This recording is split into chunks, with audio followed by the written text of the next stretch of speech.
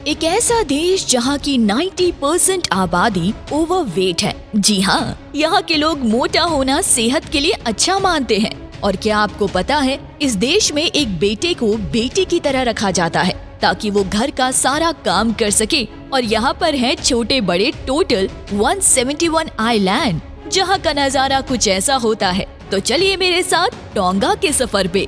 इससे पहले वीडियो को लाइक करके अपने दोस्तों को शेयर करना ना भूलें। सबसे पहले आपको बता दें कि इस देश का ऑफिशियल नाम है किंगडम ऑफ टोंगा, जो ओशिनिया के प्रशांत क्षेत्र का हिस्सा है, जो कि दक्षिण प्रशांत महासागर में स्थित ये एक संप्रभु द्वीपीय देश है। इस देश की सीमाएं उत्तर पश्चिम में फिजी, वालिस और फ्यूटुना आइलैंड, उत्तर पूर्व में समाओ और नीव आइलैंड, दक्षिण में कुक आइलैंड और पश्चिम में न्यू कैलेडोनिया और वानुअतु से मिलती है। इस देश की जनसंख्या सिर्फ 1.6 लाख के आसपास ही है। जी हाँ, देश के ऑफिशियल लैंग्वेज है टोंगन, लेकिन यहाँ ज्यादातर लोग अंग्रेजी भाषा में बात करते नजर आते हैं। यहाँ के लोग केले, तोड़ो, नारियल और पपीता जैसी फसलें सबसे ज्यादा उगाते हैं। टोंगा के लोग यानी टोंगन ज्यादातर पॉलिनेशियन वंश के माने जाते हैं। दोस्तों, टोंगा दुनिया का दूसरा सबसे मोटा देश है। मोटा देश से हमारा मतलब है यहाँ के लोग काफी ज्यादा मोटे होते हैं। आपको जानकर हैरानी होगी कि टोंगा इस देश की 90% आबादी ओवरवेट है। जी हाँ, टोंगा में एक अलग ही तरह का रिवाज देखने को मिलता है। दरअसल टोंगा में अगर किसी औरत के सिर्फ बेटे हैं तो वो उनमें से कम एक को बेटी की जैसे पाली जाती है, ताकि खाना पकाने और सफाई जैसे कामों में मदद की जा सके। इन लड़कों को तो टोंगा में एक नाम भी दिया गया है। इनको फाकोलेती कहा जाता है। फाका का अर्थ है पसंद और लेती का मतलब है महिला। लेकिन यहाँ के लोग इस परंपरा को अपनाने में बिल्कुल भी कतराते नहीं, बल्कि पूरे शौक से इसे अपनाते हैं।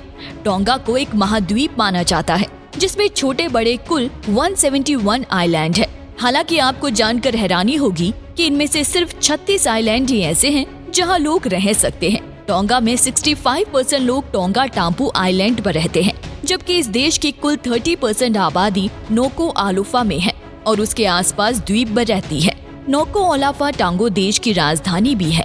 आपको बता दें कि टोंगा देश भारत की तरह ही एक लोकतांत्रिक देश है, जहां हर काम पूरे सिस्टम के साथ किया जाता है।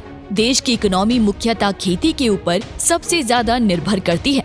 लेकिन पिछले कुछ सालों में टोंगा देश की खास बात ये है कि यहाँ की इकोनॉमी टूरिज्म सेक्टर पर भी काफी डिपेंडेंट होने लगी है, जिसका कारण यही है कि लोग इस देश में घूमना काफी ज्यादा पसंद करने लगे हैं। अगर इस देश के क्राइम रेट की बात करें तो इस देश में क्राइम रेट काफी कम है। लेकिन इस देश से जुड़ा एक फैक्ट ये भी है कि यहाँ रात को महिलाओं को घरों के बाहर निकलने नहीं दिया जाता। साथ ही इस देश में बाहर से आए लोग अपनी सुरक्षा के लिए खुद जिम्मेदार होते हैं। हालांकि इस देश के कानून काफी सख्त होते हैं। अगर आपके पास अपना पासपोर्ट नहीं है तो आपको पूछताछ के लिए कहीं से भी किसी भी समय उठाकर ले जाया जा सकता है। लका लाका टोंगा देश का नेशनल डांस फॉर्म है। ये डांस टोंगा के नेशनल इवेंट पर भी परफॉर्म किया जाता है। लका लाका शब्द का मतलब टोंगन भाषा में तेज या सावधानी से कदम उठाना होता है। ये परंपरा 19वीं शताब्दी में विकसित हुई थी, जो आज यहाँ के कल्चर का हिस्सा मानी जाती है। साथ ही इस देश की खुद की एक नेशनल ड्रेस भी है, जो यहाँ के लोगों के लिए काफी महत्वपूर्ण मानी जाती है। टोंगा ने 4 जून 1970 में ब्रिटिश से आजादी हासिल करने के बाद 14 दिसंबर 1999 को किरिबाती, नाउ और टोंगा संयुक्त राष्ट्र अमेरिका में शामिल हुए।